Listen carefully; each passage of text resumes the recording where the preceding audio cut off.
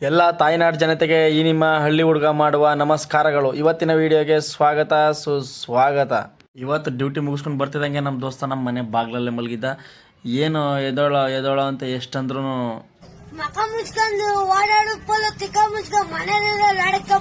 ಆಯ್ತು ಗಾಯ್ಸ್, ಎಲ್ಲ ಮುಗಿಸ್ಕೊಂಡು ನಮ್ಮ ಅಕ್ಕನ ಮಗಳು ಬರ್ಡೇ ಅಂತ ಕೇಕ್ ತಗೊಂಡು ಅನಾಥಾಶ್ರಮಕ್ಕೆ ಹೋಗ್ತಾ ಇದ್ವಿ. ನನಗೆ ಕೈ ಬಾರ ನಮ್ಮ ಅಕ್ಕನ ಮಗಳಿಗೆ ಕೇಕಿನ ಖುಷಿ.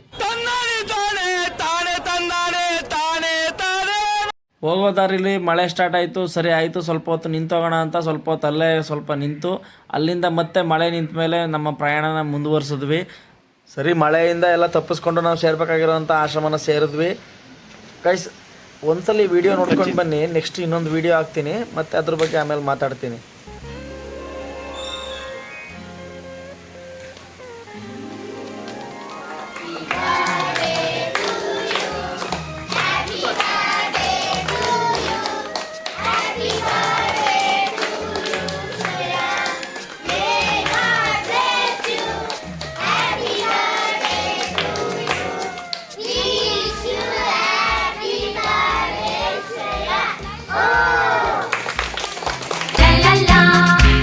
ನಗುತ್ತಾ ನಗುತ್ತಾ ಬಾಳು ನೀನು 100 ವರ್ಷ.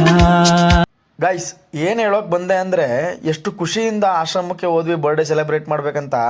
ಅಲ್ಲಿ ಗೇಟ್ ಹತ್ರ ಹೋದಾಗ ಅಲ್ಲಿರೋ ಪ್ರತಿಯೊಬ್ಬರು ನೋಡಿ ಮನಸ್ಸಿಗೆ ಅಷ್ಟೇ ನೋವಾಯಿತು. ಯಾಕಂದರೆ ಎಷ್ಟೋ ಜನ ವಯಸ್ಸಾಗಿರೋವಂಥ ಅಜ್ಜಂದರು, ತಾತಂದರು, ಮತ್ತು ಎಷ್ಟೋ ಜನ ಚಿಕ್ಕ ಚಿಕ್ಕ ಮಕ್ಕಳು ಕೂಡ ಅವ್ರು ನೋಡಿದಾಗ ಎಷ್ಟು ಬೇಜಾರಾಗುತ್ತೆ ಅಂದರೆ, ಪಾಪ ನೋಡಿ, ಮಕ್ಕಳು ಎಷ್ಟೋ ಜನ ಮಕ್ಕಳು ತಂದೆ ತಾಯಿ ನೋಡ್ಕೊಳ್ಳೋರು ಇಲ್ಲದೆ ಅನಾಥಾಶ್ರಮದಲ್ಲಿದ್ದಾರೆ. ಮಕ್ಕಳಿದ್ದೂ ಕೂಡ ಎಷ್ಟೋ ತಂದೆ ತಾಯಿಗಳು ಅನಾಥಾಶ್ರಮದಲ್ಲಿದ್ದಾರೆ. ಏನು ಹೇಳ್ಬೇಕಂತ ಅನಿಸುತ್ತೆ ಅಂದರೆ, ಇದನ್ನು ನೋಡಿದಾಗ ಯಾರೇ ಆಗಲಿ ತಂದೆ ತಾಯಿ ನಮ್ಮನ್ನು ಇಷ್ಟೊಂದು ಬೆಳೆಸಿ ಇಷ್ಟು ದೊಡ್ಡದು ಮಾಡಿರೋದೇ ತುಂಬ ದೊಡ್ಡದು. ಹೇಳ್ಬೇಕಂದ್ರೆ ಅವ್ರನ್ನ ಕೊನೆವರೆಗೂ ಖುಷಿಯಿಂದ ನೋಡ್ಕೋಬೇಕು. ಅದು ಎಲ್ಲ ಮಕ್ಕಳ ಕರ್ತವ್ಯ. ದಯವಿಟ್ಟು ಯಾರೇ ಆಗಲಿ ನೋಡಿ, ಈ ಮಗು ನೋಡಿ ಎಷ್ಟು, ಈ ಮಗುನ ನೋಡಿದಾಗ ಎಷ್ಟು ಬೇಜಾರಾಯಿತು ಅಂದರೆ ಮನಸ್ಸಿಗೆ. ಈ ಥರ ತುಂಬ ಮಕ್ಕಳಿವೆ. ಅದೇ ಥರ ನಮ್ಮ ತಂದೆ ತಾಯಿ ಇಲ್ಲ ಅಂದಿದ್ರೆ ನಮ್ಮ ಪರಿಸ್ಥಿತಿ ಏನಾಗ್ತಿತ್ತು. ಹಾಗಾಗಿ ಯಾರೇ ಆಗಲಿ ತಂದೆ ತಾಯಿನ ಕೊನೆವರೆಗೂ ಖುಷಿಯಿಂದ ನೋಡ್ಕೋಬೇಕು. ಅದು ನಮ್ಮಗಳ ಕರ್ತವ್ಯ. ಅದನ್ನು ಯಾವಾಗಲೂ ಮನಸ್ಸಲ್ಲಿ ಇಟ್ಕೋಬೇಕು. ನೋಡಿ, ಕೊನೆ ಟೈಮಲ್ಲಿ ಎಲ್ಲ ಮುಗಿಸ್ಕೊಂಡು ಹೋಗ್ಬೇಕಾದ್ರೆ ಪಾಪ ಎಲ್ಲ ಹುಡುಗರು ಆಚೆ ಓಡಿ ಬಂದು ನಮ್ಮ ಅಕ್ಕನ ಮಗಳಿಗೆ, ನಮ್ಮ ಅಕ್ಕನಿಗೆ, ನಮ್ಮ ಭಾವನಿಗೆ, ನನಗೆ, ನಮ್ಮ ಬ್ರದರ್ಗೆ ಎಲ್ಲರಿಗೂ ಕೂಡ ಬಾಯ್ ಮಾಡಿದ್ರು. ಅಷ್ಟೊತ್ತಿಂದ ಕೂತು ಬೇಜಾರಾಗಿ ತಪ್ಪಿಸ್ತಾರ ಹೋಯ್ತಾನೆ. ಗಾಯ್ಸ್, ನಾನು ಫಸ್ಟ್ ಟೈಮ್ ಲಾಗ್ ಮಾಡಬೇಕಂತ ಅಂದ್ಕೊಂಡಾಗ ಲಾಗೆಲ್ಲ ನೋಡಿಬಿಟ್ಟು ಆರಾಮಾಗಿ ಮಾಡ್ಬೋದು ಅಂತ ಅಂದ್ಕೊಂಡಿದ್ದೆ. ಬಟ್ ಫಸ್ಟ್ ಟೈಮು ಜನಗಳ ಗುಂಪಲ್ಲಿ ಕ್ಯಾಮ್ರಾನ ಎತ್ತಿ ಹಿಡಿದಾಗ ಅವಾಗ ಆಗೋ ಭಯ, ಅವಾಗ ಆಗೋ ನರ್ವಸ್ಸು, ಅದು ಪ್ರತಿಯೊಬ್ಬರಿಗೂ ಗೊತ್ತಿರುತ್ತೆ ಲಾಗ್ ಸ್ಟಾರ್ಟ್ ಮಾಡೋರಿಗೆ. ಗೈಸ್, ನೀವು ಮಾಡೋ ಒಂದು ಸಬ್ಸ್ಕ್ರೈಬ್, ಒಂದು ಲೈಕಿಂದ ನಮ್ಗೆ ಎಷ್ಟು ಧೈರ್ಯ ಬರುತ್ತೆ ಅಂದರೆ, 1000 ಜನ ಗುಂಪಲ್ಲಿದ್ರೂ ಕೂಡ ಗಟ್ಟಿಯಾಗಿ ಮಾತಾಡೋವಂಥ ಧೈರ್ಯನ ಕೊಡುತ್ತೆ.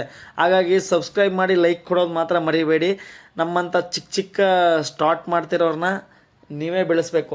ಮತ್ತು ಇನ್ನೊಂದು ಆಶ್ರಮದ ವಿಷಯಕ್ಕೆ ಬಂದರೆ, ಅಲ್ಲಿ ಹೋದಾಗ ಗೈಸ್ ನೋಡಿದಾಗ ಅಲ್ಲಿರೋ ವೃದ್ಧರು ಮತ್ತು ಅಲ್ಲಿರೋವಂಥ ಚಿಕ್ಕ ಮಕ್ಕಳನ್ನ ನೋಡಿದಾಗ ಮನಸ್ಸಿಗೆ ಎಷ್ಟು ನೋವಾಯ್ತಂದರೆ, ಗೈಸ್ ಈ ವಿಡಿಯೋ ಮುಖಾಂತರ ನಾನು ಪದೇ ಯಾಕೆ ಅದನ್ನೇ ಹೇಳ್ತಾ ಇದ್ದೀನಿ ಅಂದರೆ, ನಾನು ಹೇಳೋದಿಷ್ಟೇ, ಕೇಳ್ಕೊಳ್ಳೋದಿಷ್ಟೇ, ಕೊನೆವರೆಗೂ ನಿಮ್ಮ ತಂದೆ ತಾಯಿನ ಕಣ್ಣಲ್ಲಿ ಕಣ್ಣಿಟ್ಟು ನೋಡ್ಕೊಳ್ಳಿ. ಒಂದ್ಸಲಿ ಕಳ್ಕೊಂಡ್ರೆ ಮತ್ತೆ ಸಿಗಲ್ಲ. ಅವರು ನಮ್ಮನ್ನು ಇಷ್ಟುದ್ದ ಬೆಳೆಸೋಕೆ, ಇಷ್ಟು ದೊಡ್ಡವ್ರಂಗೆ ನಾವು ಮಾಡೋಕ್ಕೆ, ನಮ್ಮ ಕಾಲ ಮೇಲೆ ನಾವು ನಿಂತಿದ್ದೀವಿ ಇವತ್ತಂದರೆ ಅದಕ್ಕೆ ಅವರೇ ಕಾರಣ. ಇಷ್ಟುದ್ದ ಬೆಳೆಸೋಕೆ ನಮ್ಮನ್ನು ಅವ್ರು ಎಷ್ಟೋ ಸ್ಯಾಕ್ರಿಫೈಸ್ ಮಾಡಿರ್ತಾರೆ, ಎಷ್ಟೋ ಕಷ್ಟಪಟ್ಟಿರ್ತಾರೆ. ಹಾಗಾಗಿ ಯಾರೂ ಕೂಡ ನೆಗ್ಲೆಕ್ಟ್ ಮಾಡದೆ ಕಣ್ಣಲ್ಲಿ ಕಣ್ಣಿಟ್ಟು ಕೊನೆವರೆಗೂ ಅಪ್ಪ ಅಮ್ಮನ ಚೆನ್ನಾಗಿ ನೋಡ್ಕೊಳ್ಳಿ. ಗೈಸ್, ಮತ್ತೆ ವಿಷಯಕ್ಕೆ ಬರ್ತೀನಿ, ವಿಡಿಯೋ ವಿಷಯಕ್ಕೆ. ನಾನು ಇವಾಗ ಚಿಕ್ಕದಾಗಿ ವೀಡಿಯೋಗಳನ್ನ ಸ್ಟಾರ್ಟ್ ಮಾಡ್ತಾ ಇದ್ದೀನಿ. ಇನ್ನೂ ತುಂಬ ವೀಡಿಯೋಗಳನ್ನ ಮಾಡಬೇಕಂತ ಮನಸ್ಸಲ್ಲಿ ತುಂಬ ಆಸೆ ಇಟ್ಕೊಂಡಿದ್ದೀನಿ.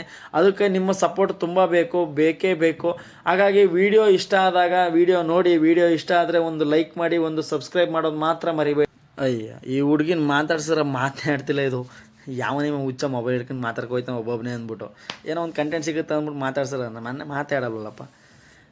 ಗೈಸ್, ಮತ್ತೆ ನೆಕ್ಸ್ಟ್ ವೀಡಿಯೋದಲ್ಲಿ ಸಿಗ್ತೀನಿ. ತುಂಬ ಖುಷಿ ಆಯಿತು ಇವತ್ತು ಹೋಗಿದ್ದು, ಅಷ್ಟೇ ನೋವು ಕೂಡ ಆಯಿತು. ಅದರಿಂದ ನಾವು ಕಲಿಬೇಕಾಗಿರೋ ಪಾಠ ಏನಂದರೆ, ಅದನ್ನೆಲ್ಲ ನೋಡಿದಾಗ ಅಂಥ ಪರಿಸ್ಥಿತಿ ಯಾವ ತಂದೆ ತಾಯಿಗೂ ಬರೋದು ಬೇಡ. ಎಲ್ಲರೂ ಕೂಡ ಅವ್ರ ತಂದೆ ತಾಯಿನ ಕಣ್ಣಲ್ಲಿ ಕಣ್ಣಿಟ್ಟು ಕೊನೆವರೆಗೂ ಚೆನ್ನಾಗಿ ನೋಡಿಕೊಳ್ಳಿ. ಮತ್ತೆ ನೆಕ್ಸ್ಟ್ ವೀಡಿಯೋದಲ್ಲಿ ಸಿಗ್ತೀನಿ. ವಿಡಿಯೋ ಇಷ್ಟ ಆದರೆ ಲೈಕ್ ಕೊಟ್ಟು ಸಬ್ಸ್ಕ್ರೈಬ್ ಮಾಡೋದು ಮಾತ್ರ ಮರಿಬೇಡಿ. Thank you guys. ಶುಭ.